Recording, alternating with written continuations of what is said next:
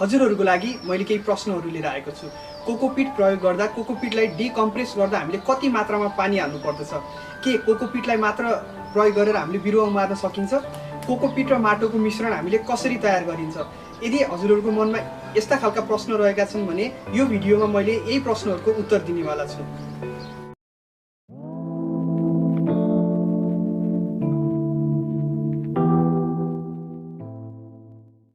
कोकोपिटलाई कसरी हामीले rooftop farming र हामीले गार्डनिङमा सही तरिकाले प्रयोग गर्ने सम्बन्धीको यस जानकारी अब केही पनि ढिला नगरिकन आउनु सुरु गरौँ आजको यस भिडियो।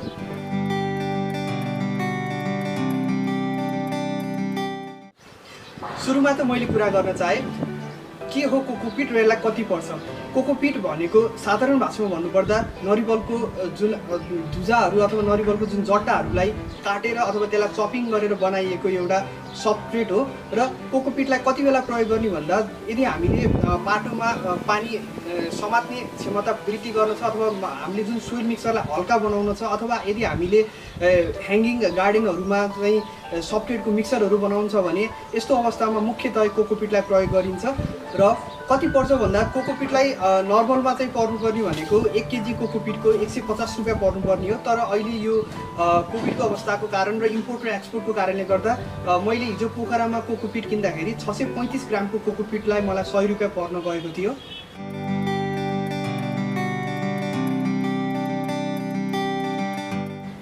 कोकोपिटलाई तयार गर्दा कति मात्रामा पानी हाल्ने? कोकोपिट तयार गर्दाखेरि जहिले पनि त्यसलाई कम्प्रेस गरेर तयार गरेको हुन्छ। तपाईले यदि कोकोपिटको प्याकेटको बाहिर हेर्नुभयो भने त्यहाँ तपाईले कम्प्रेसन रेशियो देख्न सक्नुहुन्छ। त्यहाँ कहिले 1:8 कम्प्रेसन रेशियो अथवा 1:6 कम्प्रेसन रेशियो हुन्छ जुन तपाईले यहाँनेर पनि हेर्न सक्नुहुन्छ।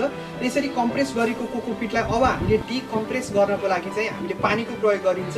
र साधारणतया हामीले 1 केजी कोकोपिटलाई यदि हामीले तयार गर्न छ भने त्यसमा हामीले 5 देखि 6 लिटर सम्मको पानी प्रयोग गर्नुपर्दछ। तर यही मात्रा प्रयोग गर्नुपर्छ भन्ने छैन। हामीले आफैले हातले चलाउँदै पनि कति मात्रामा पानी याड गर्ने भन्ने थाहा हुन सक्छ। यो कसरी गर्न सकिन्छ भन्दा सुरुमा हामीले कोकोपिटको ब्लकलाई बाटामा राख्नु पर्यो।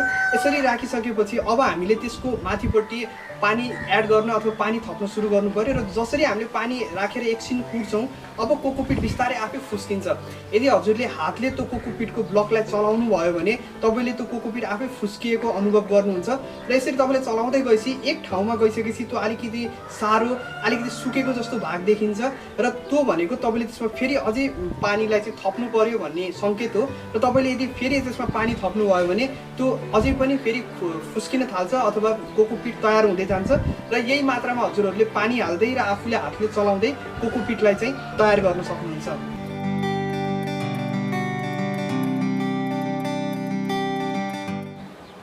अहिलेको लागि मलाई यति नै कोकोपिटको आवश्यकता रहेको छ। त्यही कारणले गर्दा अब मैले बाँकी रहेको कोकोपिटलाई फेरि यसलाई स्टोर गर्न गइरहेको छु।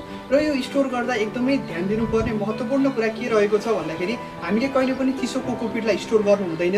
यदि हामीले भिजेको कोकोपिटलाई स्टोर गर्यौँ भने त्यसमा हाम्रो व्हाइट फंगस अथवा हाम्रो ग्रीन फंगस अथवा ब्ल्याक फंगस यस्ता ढुसीजन्य किराहरूको उत्पन्न हुन्छ। यस कारणले गर्दा हामीले यो कोकोपिटलाई पहिला राम्रोसँग सुकाउनु पर्दछ। सुकाउनको लागि तपाईले सिधा सूर्यको प्रकाश पर्ने ठाउँमा 2 देखि 3 घण्टासम्म यदि हजुरले बोरामा फिजाएर सुकाउनु भयो भने यो कोकोपिट पूर्ण रूपले सुक्छ। र यो सुकिसकेको कोकोपिटलाई अब हजुरहरूले प्लास्टिकमा राम्रोसँग पानी नछिर्ने गरेर राख्न सक्नुहुन्छ।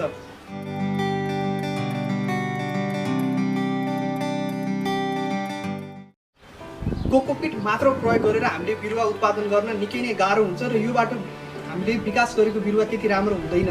किन भन्नुहुन्छ भने कोकोपिट आफैमा माटो होइन, कदापि होइन। कोकोपिट भनेको माटो मलमा मिसाउने एउटा सबस्ट्रेट अथवा त्यसमा हामीले थप्ने चिज हो, जस कारणले गर्दाखेरि माटोमा पानी अडाउने शक्ति बढ्छ, माटोलाई हल्का बनाउँछ र माटोभित्र चाहिँ एरिएसन सोइल एरिएसनलाई वृद्धि गराउने हो। त्यही भएर हामीले यसलाई जहिले पनि माटो अथवा मलसँगको मिश्रणमा प्रयोग गरिन्छ र कोकोपिटलाई मात्र प्रयोग गरेर हामीले बिरुवाहरू उमार्न सकिन्छ। तर त्यसरी उमारेको बिरुवा त्यति लामो समयसम्म रहँदैन र त्यति राम्रोसँग विकास हुँदैन।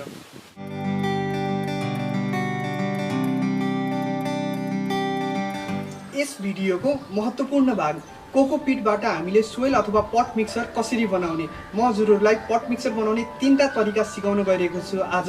र पहिलो तरिका रहेको छ हामीले 1 भाग कोकोपिट, 1 भाग माटो र 1 भाग हामीले मल प्रयोग गर्ने। र मलको ठाउँमा हामीले भर्मी कम्पोस्ट अथवा गाई भैँसीको मल जुन उपलब्ध छ त्यही प्रयोग गर्न सकिन्छ। र यसरी बनाएको पट मिक्सर विशेषतया हामीले कौशी खेतीमा अथवा हामीले जुन गमलाहरूमा फुल लगाउँछौँ यो दुईटाको लागि एकदमै उत्कृष्ट रहेको हुन्छ। र दोस्रो तरिका रहेको छ 2:1 रेसियोमा 2 भाग कोकोपिट र 1 भाग हामीले भर्मी कम्पोस्ट अथवा गडौले मल म्यान्युरलाई मात्र प्रयोग गरिन्छ। यसरी बनाइएको यो मिक्सर चाहिँ मुख्यतया हामीले बिउबाट बेर्ना तयार गरिन्छ नि, जस्तै काउली अथवा हामीले बन्दा, गोलभेडा, खुर्सानी यिनीहरूको बेर्ना तयार गर्दाखेरि हामीले यो 2:1 रेसियोको मिक्सर बनाएर गऱ्यौँ भने एकदमै राम्रोसँग हामीले बेर्नालाई तयार गर्न सक्छौँ। र यसमा हामीले माटो प्रयोग गर्दैनौँ, किनभने हामीले बेर्नालाई धेरै समयसम्म त्यही एकै ठाउँमा राख्न चाहँदैनौँ, किनकि हामीले यसलाई सारिहाल्छौँ। त्यस कारणले गर्दा यसमा माटोको आवश्यकता पर्दैन र यो तरिकाबाट हामीले एकदमै राम्रोसँग बेर्नालाई उत्पादन गर्न सकिन्छ। यसै गरी तेस्रो उपाय रहेको छ।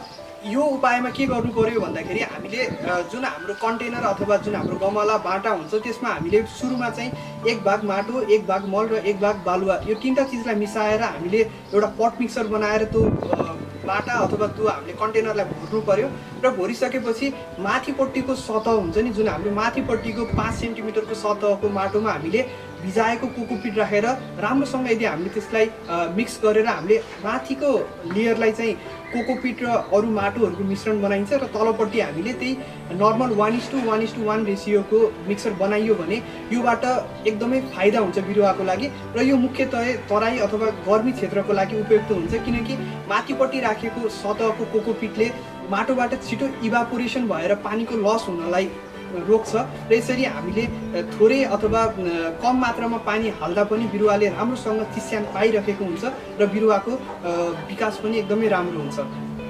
यसरी हजुरहरूलाई सजिलो हुने तरिका र हजुरहरूको आवश्यकता अनुसार तपाईँले कोकोपिटको यी 3टा मध्ये जुनसुकै मिक्सरलाई पनि तयार गरेर आफूले प्रयोग गर्न सक्नुहुन्छ। हवस् त, कोकोपिट सम्बन्धीको आजको यस जानकारी हजुरहरूलाई कस्तो लाग्यो तल कमेन्ट सेक्सनमा आफ्नो प्रतिक्रिया दिन नबिर्सनु होला। र अब आउने भिडियोमा म हजुरहरूलाई यो 3टा कोकोपिटको मिक्सर मध्ये बिरुवा उत्पादन गर्न कुन चाहिँ मिक्सर एकदमै राम्रो हुन्छ, म 3टै मिक्सरमा बिरुवा ब्रोकाउलीको बिउ उत्पादन गर्नेछु र कुनमा राम्रो हुन्छ भनेर हेर्नेछु। र त्यो भिडियोको प्रतीक्षामा बस्नु होला। हाम्रो च्यानललाई सब्स्क्राइब गर्दै गर्नु होला। हाम्रो देश, हाम्रो कृषि। Thank you, thanks for watching.